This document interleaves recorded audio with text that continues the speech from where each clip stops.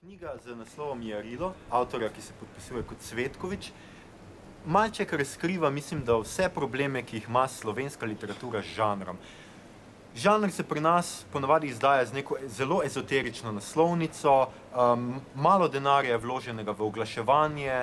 te literature, da bi vendarle našla pot do bralcev, predvsem do množičnih bralcev, kamor pa bi žanr vendarle moral biti prvinsko usmerjen.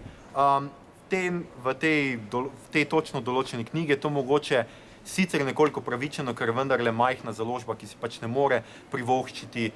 tega, kar si lahko katera večja, vendar pa tudi pri večjih založbah to pogosto vidimo.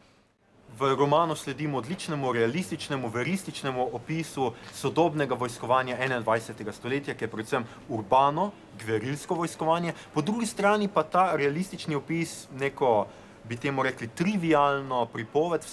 vendarle roman presega tudi z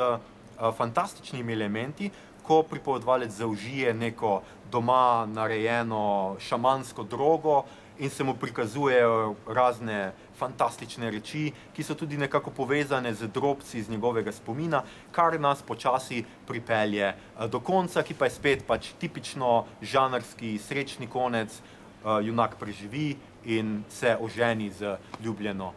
izbranko.